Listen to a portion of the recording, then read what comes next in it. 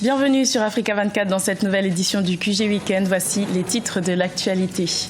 Manifestation pour réclamer la démission du président Jacob Zuma en Afrique du Sud. Un mouvement de contestation né du récent remaniement ministériel. Victoire incontestable pour le camp du président Adama Barrow aux élections législatives gambiennes. Le Parti démocrate unifié a remporté la majorité absolue à l'Assemblée nationale. Stratégie de relance économique au Bénin, le président Patrice Talon, au pouvoir depuis un an, compte sur son programme d'action gouvernementale pour redresser l'économie nationale. Mais tout d'abord, au Rwanda, les commémorations du génocide de 1994 ont débuté ce vendredi 7 avril. Il y a 23 ans, cette tragédie contre la minorité Tutsi avait fait environ 800 000 victimes et des milliers de rescapés. Le pays pense encore ses blessures. En Afrique du Sud, une partie de la population ne décolère pas depuis le limogeage du ministre des Finances Pravin Gordhan.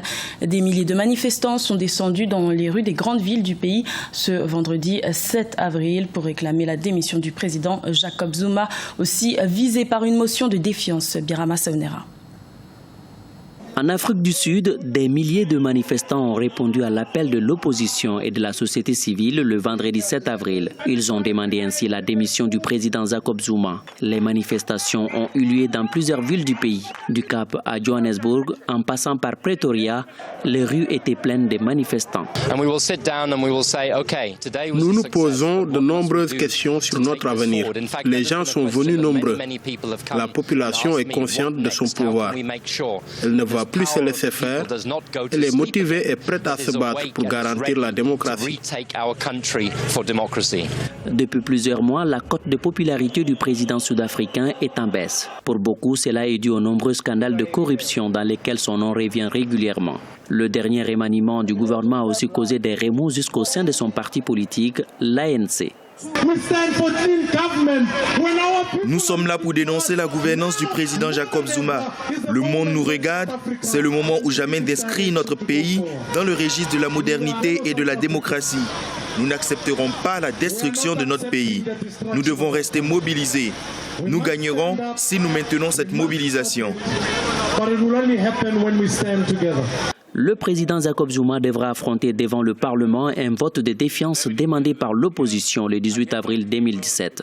Son parti, l'ANC, majoritaire au Parlement, a déjà donné la consigne à ses députés de voter contre pour éviter la destitution du président Jacob Zuma. Test réussi pour le camp du président Adama Barrow aux élections législatives gambiennes. Le Parti démocrate unifié a remporté la majorité absolue à l'Assemblée nationale. L'ère du régime porté par l'ancien président Yahya Jammeh semble définitivement révolue. C'est un sujet de Clément Joël Soila. Le Parti démocratique unifié UDP rafle la majorité des sièges de l'Assemblée nationale gambienne au scrutin législatif tenu le jeudi 6 avril 2017. Le parti du président Adama Barrow s'en tire avec 31 sièges sur les 53 électifs. Selon les résultats de la commission électorale indépendante, après l'UDP vient le Parti de la réconciliation nationale NRP, de la coalition au pouvoir, le Congrès démocratique de Gambie GDC et l'Alliance patriotique pour la réorientation et la construction APRC, le parti de l'ex-président Yahya Jammeh avec 5 députés chacun.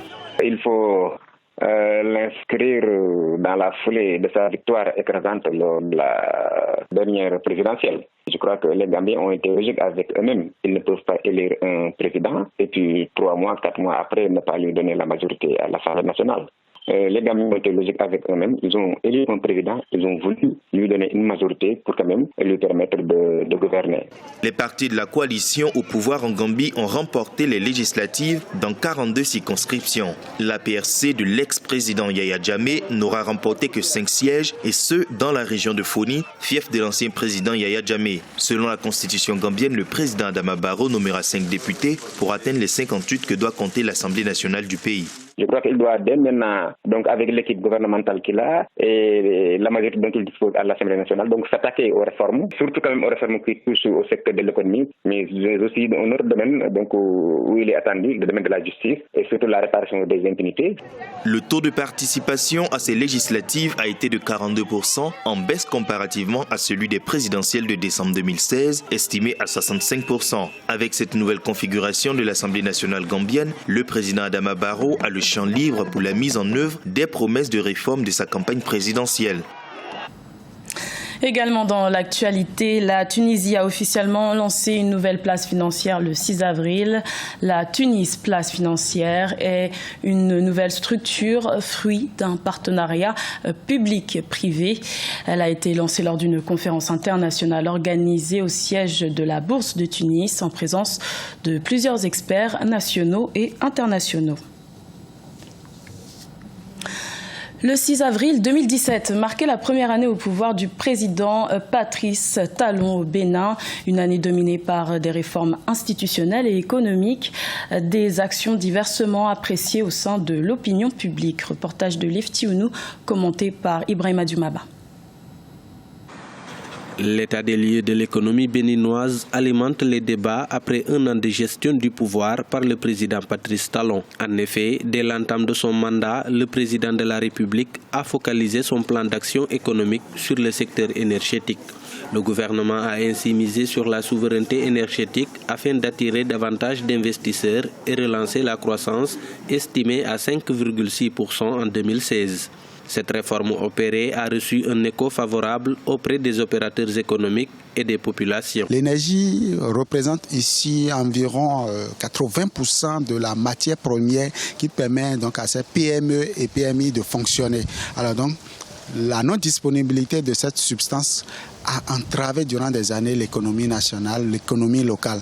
Alors quand ils sont venus, on a vu quand même si la facture a été un peu salée, la production donc de cette énergie, on a senti une certaine disponibilité. L'autre chose qu'il faut aussi mettre à l'actif du gouvernement, c'est que quand ils sont venus, ils ont compris la nécessité d'aller s'endetter pour pouvoir asseoir une politique cohérente au niveau donc de la relance d'un certain nombre de projets.